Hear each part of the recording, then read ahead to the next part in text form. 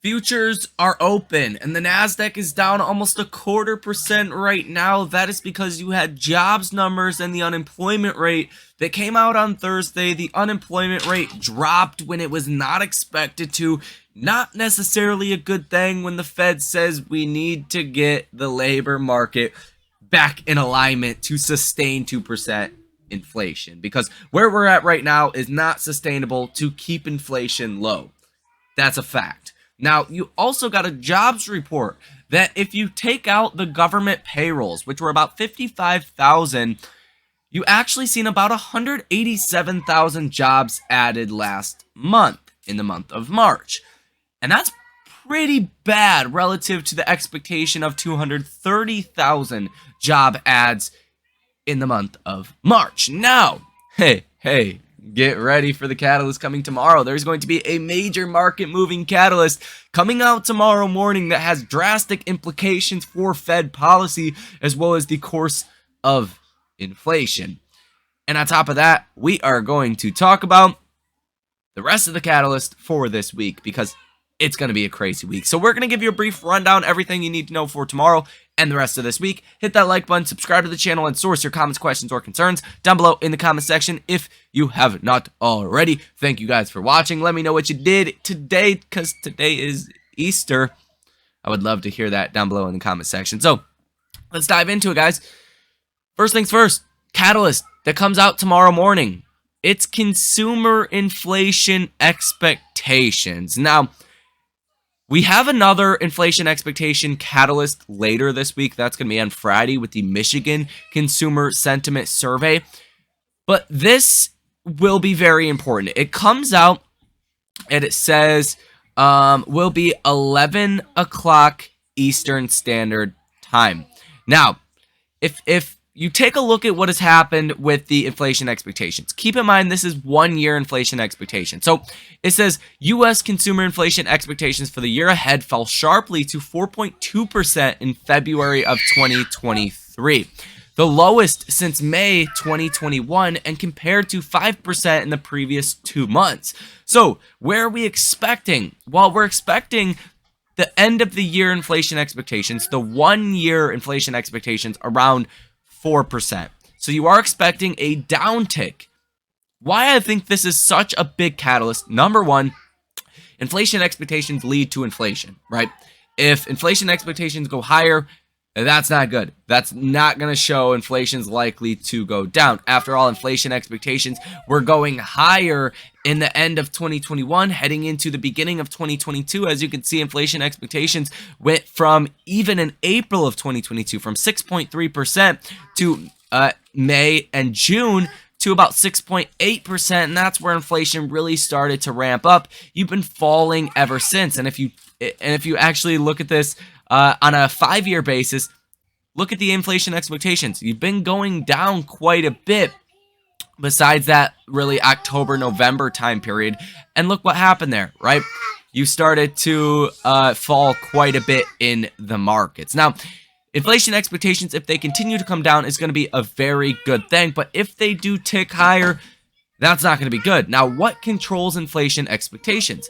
It's mainly, or consumer inflation expectations, I should say.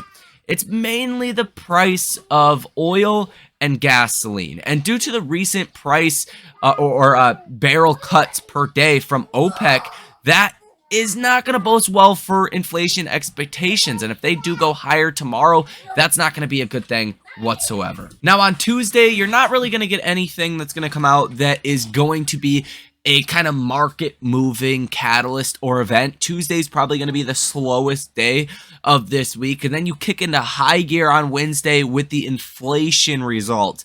So you're getting headline inflation month over month. You're expecting that to come in at 0.3%. Last month's reading was 0.4%. It was also expected to come in at 0.3% last month, so it came in higher than expectations last month. Core inflation year over year, you're expecting that to come in at 5%. Last month's expectation was 5.6%. It came in at 5.5%. The inflation rate year over year came in at 5.8%. You were expecting 5.2% last month. It came in at 6%. So well higher than the expectations. The core inflation rate month over month, you were expecting that to come in at 0.4%. Last month, you were also expecting a 0.4% increase, and it came out at 0.5%. So core inflation month over month is going to be the biggest data point, and then the CPI month over month, the headline inflation month over month, will be the second most important piece of data that will come out on Wednesday, and that will be at 8:30 in the morning.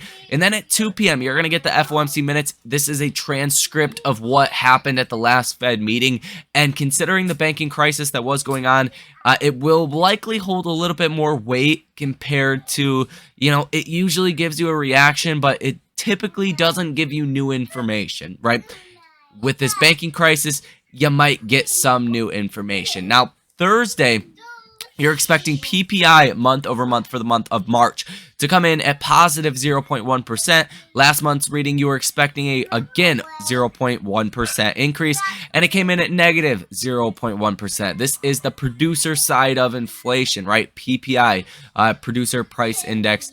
I like to call it producer price inflation. Nonetheless, a reading of producer inflation. Core PPI as well came in at 0% last month. You were expecting 0.2% last month, so it was better than expectations. And now you're expecting a 0.2% increase for the month of March. You're also going to get initial jobless claims coming in for April 8th. You're expecting 237,000. If this goes up by a lot, let's call it 300,000 initial jobless claims, or 350,000, which doesn't seem too likely, that would be something that could move the markets, but it mainly comes in line with expectations, so you typically don't get a huge reaction off of that. And then on Friday, last but not least, Friday's probably going to be, besides Wednesday, Friday's going to be a very important day as well. Wednesday and Friday are going to be the biggest days. So you're going to get retail sales month over month for March. You're expecting a negative 0.9% reading. Last month's reading was negative 4%, right on the expectations for last month as well. You're going to get capacity utilization, manufacturing production, industrial production. You're going to get a lot of different catalysts there. And then the Michigan Consumer Sentiment Survey for April, you are expecting that to come in at 10 o'clock in the morning at 62.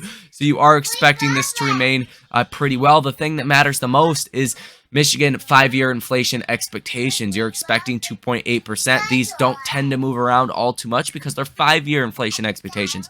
If really long-term inflation expectations were to go higher, that would be a big problem. So you guys can see the chart right here. They're elevated obviously from 2020 levels and before, where it stayed around 2%, and you definitely want to see this go down, but we're just kind of in a new environment, guys, where that probably is not going to happen for a while. We need to get inflation down before inflation expectations really go down for the 5-year inflation expectation. So there you have that. On top of it, Friday, bank earnings will be huge. JP Morgan Chase, United Health Group, Citi, Wells Fargo, PNC, BlackRock, and BINRA.